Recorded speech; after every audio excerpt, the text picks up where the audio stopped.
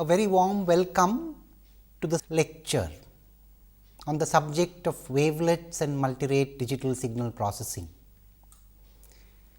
In this lecture, we continue to build on the idea of connecting multi-resolution analysis and a set of filters. And therefore, we shall call this lecture a lecture based on the Haar filter bank.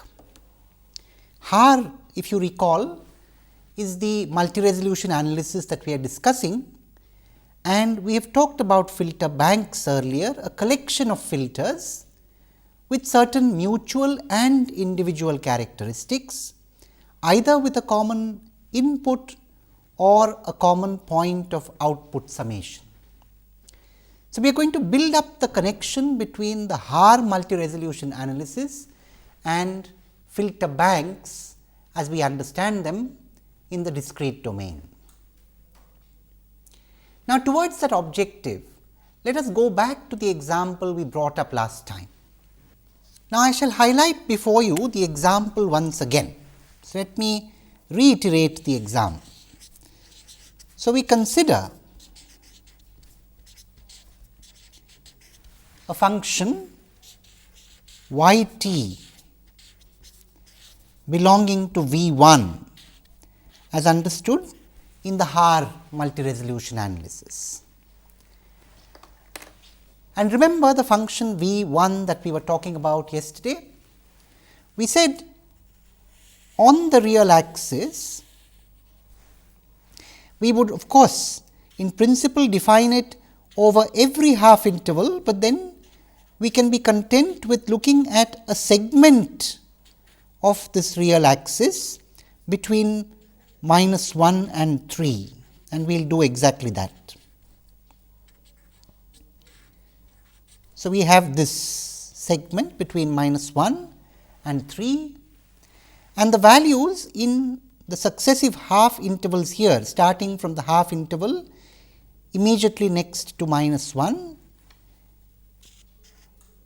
the piecewise constant values are 4, 7, 10,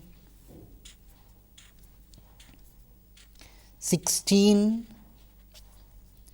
14, 11, 3 and -1. We said it is quite adequate for us to write down the piecewise constant values in each half interval, and that would define the function completely. In fact, as far as a function belonging to V1 is concerned, it is these that constitute the coefficients of expansion. So, in fact, the sequence as we understand it is here.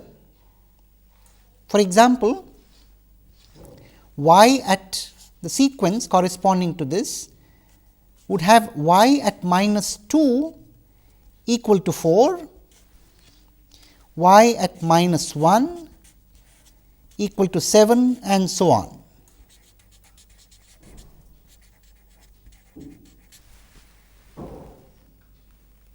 Y at 0 is equal to 10, y at 1 is equal to 16 and so on and so forth. And of course, the sequence could be used in constructing the function from the basis. So, we have y of t is summation n running from minus to plus infinity, y of n phi 2 t minus n.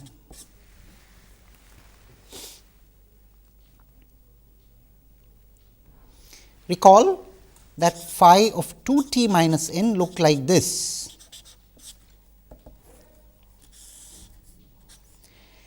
It was 1 over a half interval,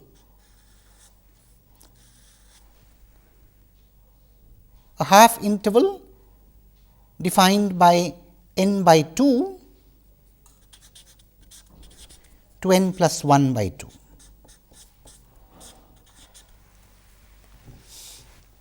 Now, after reflecting on this, we must now do exactly what we did. We put down a scheme yesterday for going from the function in V1 to its components in V0 and W0. So, we said we could make an orthogonal decomposition of V1. We said we could write V1 as V0 plus, that is orthogonal sum W0, and both V0 and W0 could be defined on the standard unit intervals.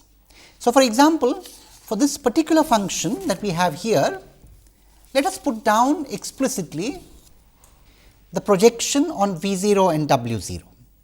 You see, we now use the word projection.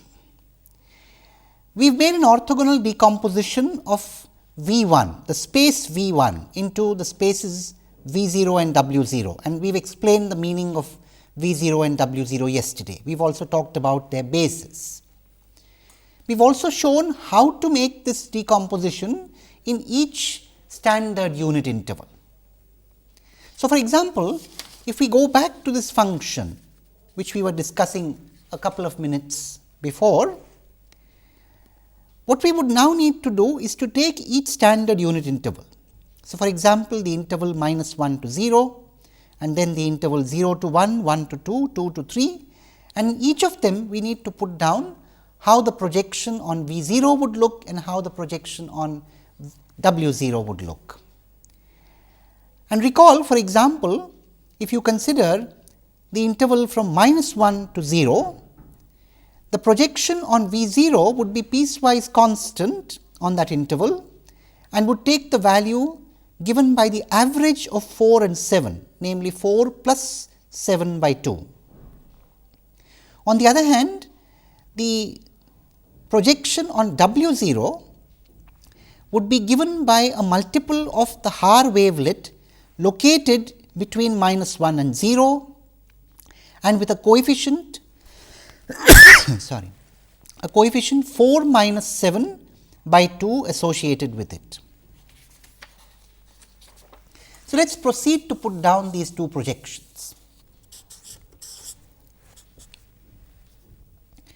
So, we have the projection y on V0, which we shall call y V0, and y on W0, which we shall call y W0. Let us sketch y V0 first.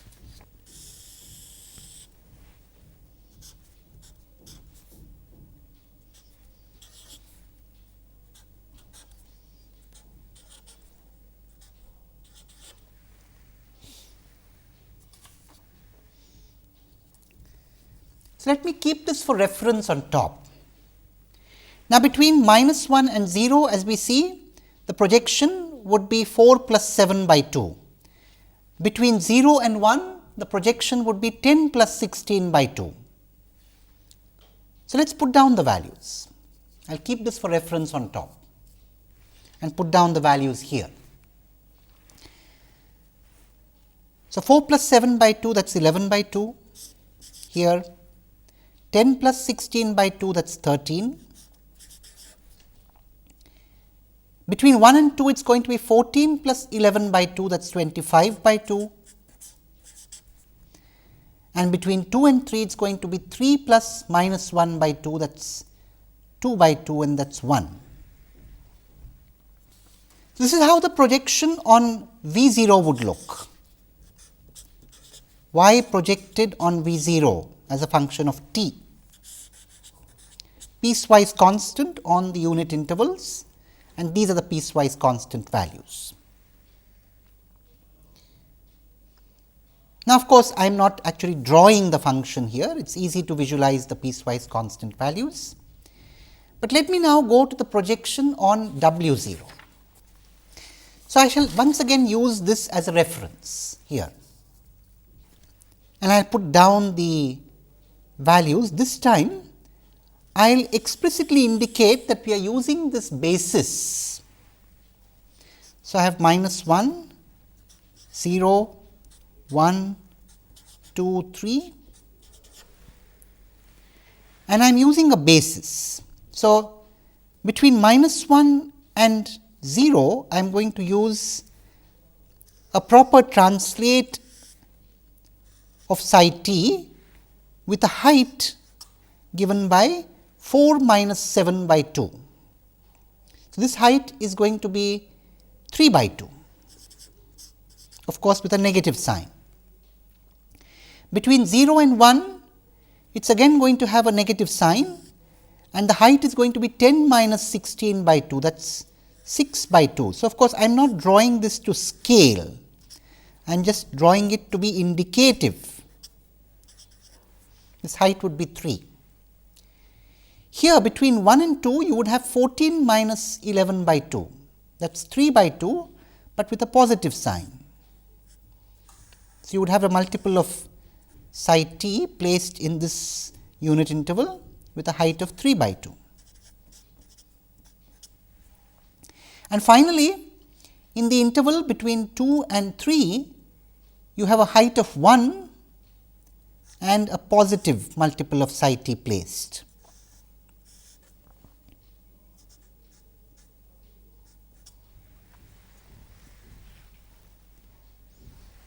Three by 2, 3, 3 by 2 and 1.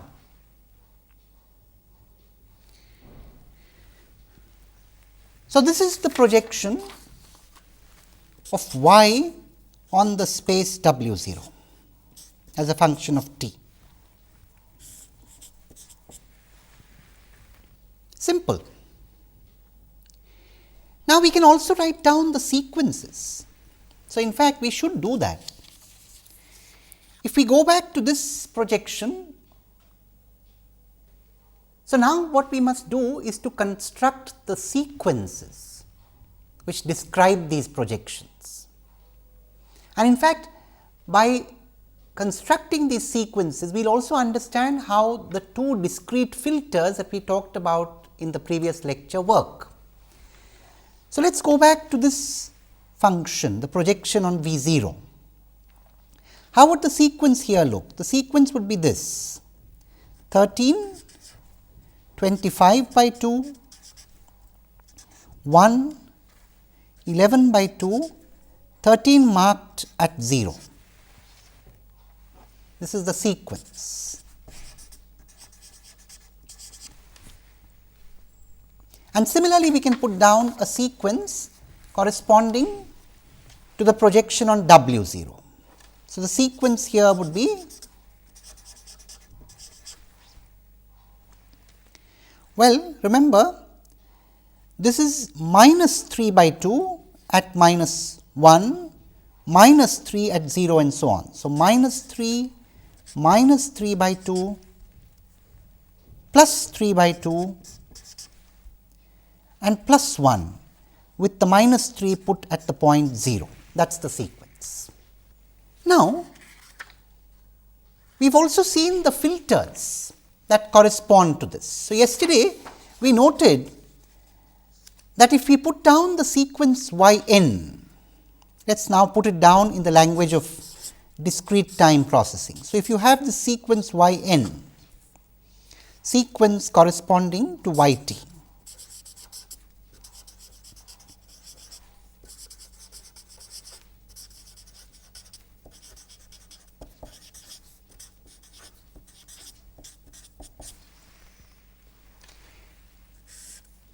and if you pass it through two filters, the upper filter is described by the equation, well, now I can't use y n for the output, because I am using y n to describe this. So, I will use different input output notation here.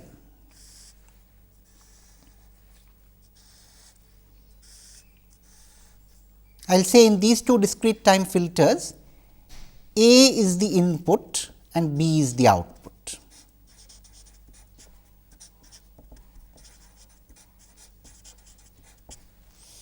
So, I have B n is A n plus A n minus 1 by 2, and here I have B n is A n minus A n minus 1 by 2.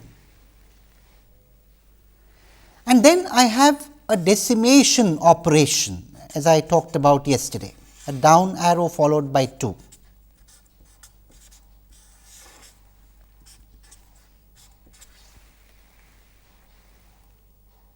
So, this is the structure that gives me the sequence for V 0 here and the sequence for W 0 here. Let us write that down.